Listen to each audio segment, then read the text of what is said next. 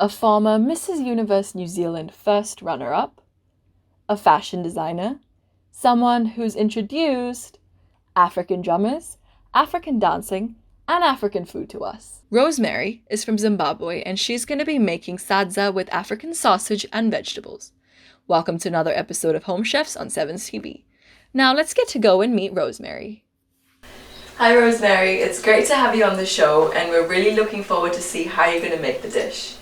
Thank you so much for having me. So can you tell us a little bit about the dish you're going to make?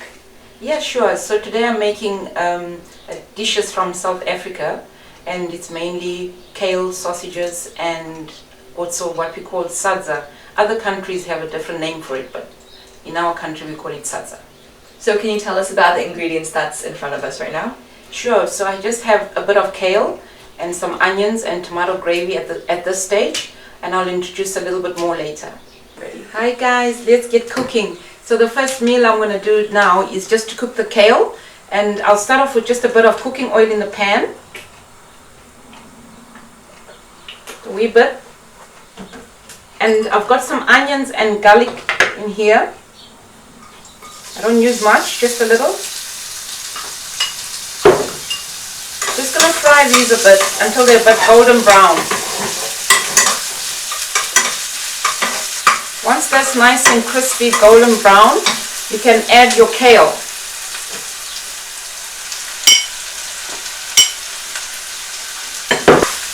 Just mix it all up until it's like a brownish, greenish brown, and then you know that the kale is now ready. Of course, a little bit of salt.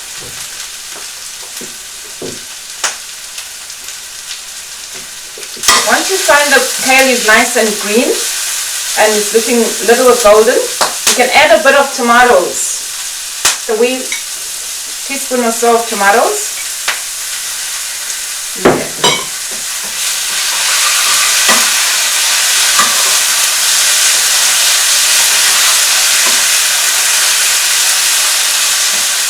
My secret ingredient is a bit of vinegar, just a little dash, and also a bit of soy sauce.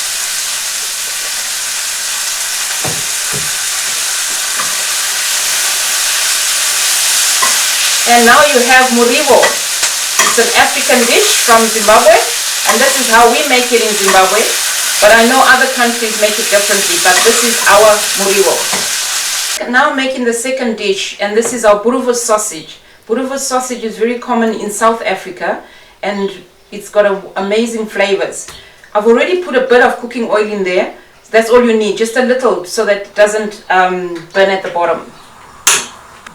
With the boerewors sausage, you can either cook it in the oven and grill it if you like, or you can cook it in a pan. So it's just everybody's preference. The main one that we use in Africa is barbecue. So we'll use it outside and, like on a nice sunny day on a barbecue. So normally I'll just cook it until it browns on one side, and then you turn it over until it browns on the other side. It's very tricky to turn, so sometimes you've got to have a couple of gadgets to turn it. We don't like breaking it because the juice all comes out. So we just we like to keep it all in one. So that's the main reason why I just keep it like that. To keep all the juices inside, because when you start poking it or turning it awkwardly, juices all flow out, and you're not going to get the flavor that you want. So you want it nice and juicy. Boerewors sausages are made mainly at most butchers, so we don't make the boerewors sausage ourselves. We go buy them at all the South African butchers. They made in New Zealand. So that's nice and brown on one side. It doesn't take long to cook the boerewors sausage. If you cook it for too long, it becomes a bit rubbery. So you want it nice and juicy and moist. So you're just going to turn it a couple of times. As long as it's brown on both sides, it's ready to go. I'll just turn this one more time. As you can see, it's nice and brown. Putting our little shake together there. Yes, so this is how the boerewors sausage must look. Not overcooked, just nice and crispy, nice like this. Now I'm going to cook some sadza. This is quite a complicated dish to cook, so sometimes you don't always get it right at first practice, but I've been cooking it for so long, so I'm pretty onto it.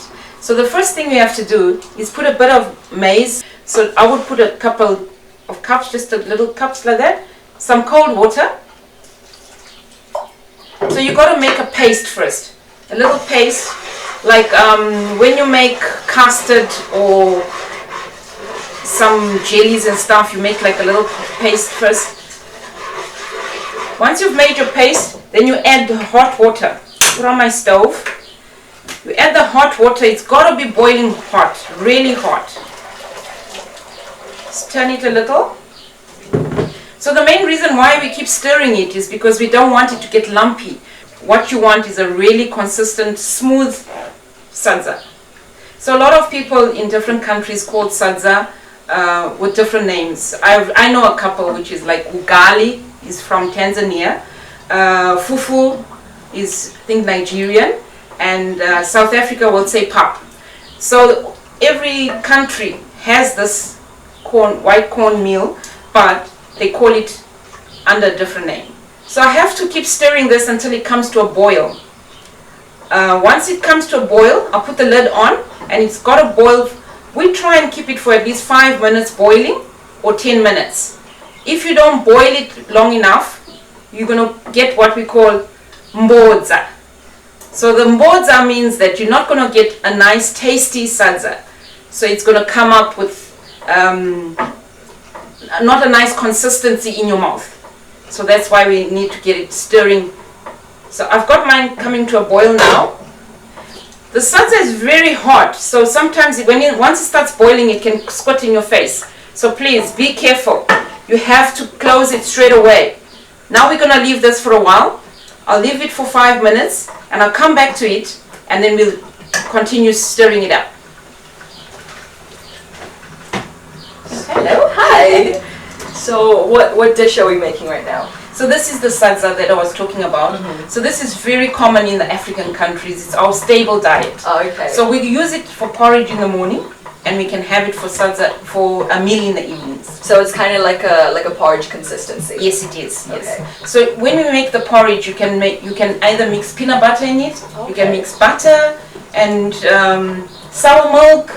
So you can become very creative with it, and it's very healthy. So it's got a lot of protein, nutrients in it. So what do you usually mix it with? I like lemon when I make porridge.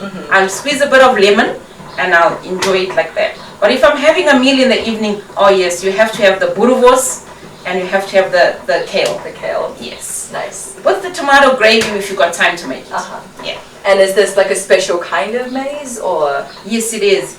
So you can't just buy this in any supermarket. I have noticed that Countdown is now selling it, but most places will not have it in the shops.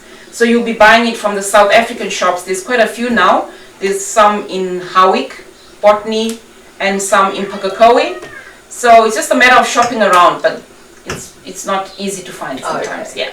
So do you got to keep stirring this, or just let it do its thing? So now it's going to do its thing. Okay. And see. Oh, okay. It starts to thicken up a bit. Yeah.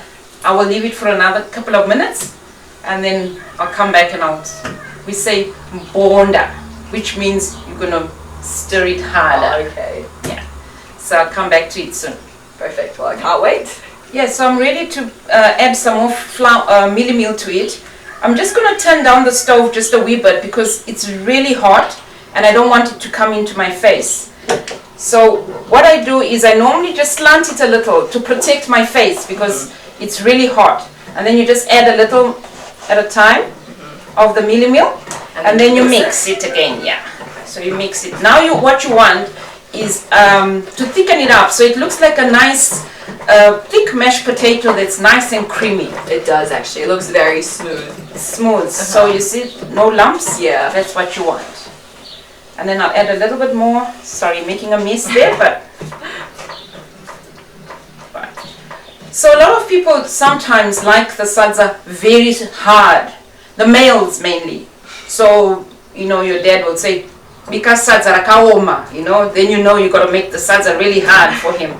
But for us ladies, we like it more thinner, and because then it's not so heavy, because it's quite a filling dish. So as you can see now, it's quietened down. I'll turn the stove back on, and then now this is the action we use for making the. This is like an arm workout. Yeah, as well. it's an arm workout. So can you imagine when you're cooking a really big pot for a family of 10, what you're going to be doing? So this is very small compared to what we grew up cooking. So it's gonna like work up an appetite for you to eat this Yes, as well. yes, Nice. yes. And we get judged all the time. If you don't cook good sadza, you don't get married. So that's another thing in Africa. They always put you to cook first. If your wife can cook sadza, oh, good wife. So, right? You can see now. This is what we want. This is perfect, like this. Okay. So then I leave it again just a few minutes. So normally, some people like the bottom to turn brown. So when it gets a crust at the bottom, then you know now it's perfect. Okay. I don't really care for that, but because I like mine softer. So I can say this is now ready to plate. Nice. I'll turn the stove off, and then we can plate. We can plate it? Yeah. Perfect. I can't wait. I'm gonna plate the food now. So this is the sadza that we've just made. A lot of people are quite sensitive about how you plate it. It's gotta look really pretty. So we use a bit of water to make the spoon non-sticky. So it's just little balls? Yeah, little bowls. But it depends who you're feeding. If you're feeding dad, it's gonna be a big plate. But if you're just feeding your friends, and then we try and make it nice, and I mean, I don't know why we do this, but I think it's just something everybody enjoys, a pretty plate. Absolutely. So you it looks eat with your eyes first. Yes, so it looks delicious. Absolutely. With the sadza, you've got to be generous with the sadza because it's a traditional meal. People get offended if you don't give them enough of it. So we have to, don't be stingy, just dish it up. And be generous with it. So there we go. We've got 2 pieces we put in there. And do I start plating this? I'm sure you'll be happy with that, won't Oh, you? absolutely. Then you can start plating some of the sadza, muribo, and the chimolia. Is there a specific way, or is it just anyway? Yeah. It doesn't matter. Because some people are a bit fussy, but nah, it's alright. And what's the chili oil? So the chili, I make it myself. So all I did with that one was I just the Thai chili, put it in a blender and put some garlic and made it up with some oil and vinegar, and There we go. Yeah. Nice. And we do love to use chakalaka. Chakalaka. Yeah, we call it chakalaka, which is tomato, onion.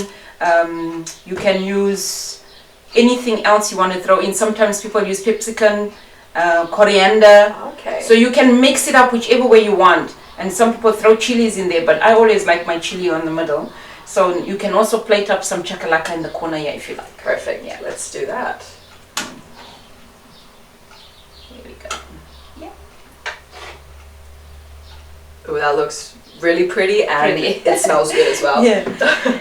And we also use the salt. So this is very popular in Africa, especially Southern Africa. So this is called aromat salt. We use it basically in a lot of things, but I like to use it on top of my sadza because sadza can be a bit bland, especially if you're not used to it. So if you're offering it to people that haven't eaten it before, add a little spice to it. So I would, oops, I can't even open it. I can do that. Is it just pop it open? Yes, please. There we go. Yeah, and it also gives a nice color. So you just sprinkle on top, like that, and that's your meal. Your meal is ready. So you've got some sadza, some muribo, which we also call kale in New Zealand. We've got your boerewors sausage. You've got your chakalaka, which is just onion, tomato, a bit of throw in whatever you want, and your chili. Chili paste, we also use mango pickle a lot. So in the middle, you'll always find there's either chili or mango pickle. So a little bit of spice. A little bit of spice. You always need some spice. Nice. Well, I can't wait to taste it. So, Rosemary, how do we start eating it? Because I can't wait. Yeah, sure. So traditionally, we actually have to wash our hands. So if you're in Africa, and you're serving your dad or your husband, you have to kneel on your knees to offer them the bowl, and they wash their hands first. So you never eat before the males. So you wash your hands, and I'll give you a towel, and then once you've washed your hands, we eat with our hands. It's a traditional meal, so we respect it, and that's how we eat. With our hands. Fingers. Is it hands? Fingers. So I just you just dip it in there. And then just like that. Corner, yeah. Perfect. And then you will take a little bit of the sadza.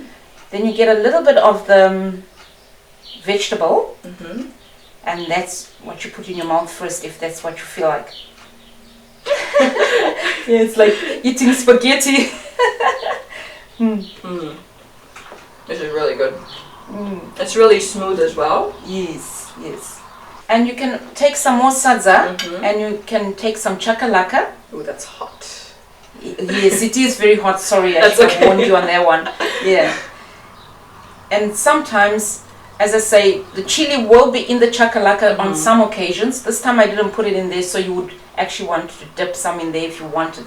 So I should have had a spoon there for you, just to dip something in. Good? Very good. I want you to try a bit of the chili, so I'll just put some on the side here for you. And take it It's with... quite strong. Oh, okay. And That's then you good. just keep going around, you know, having sadza, a little bit of that, sadza. Ooh, that's little- strong. Yeah. Sorry about that. It's really good though. Yeah. It does add a kick to it. Yes. The good kind. A good kind, yes. Absolutely. The idea is to make you eat more. Oh yeah, it's definitely yeah. making me want to go for Yeah, more. want to go for more, yeah. So before I keep going in for more, make sure you keep an eye out on Sevenz TV for more such exciting episodes. Until next time, this is Bharati signing out.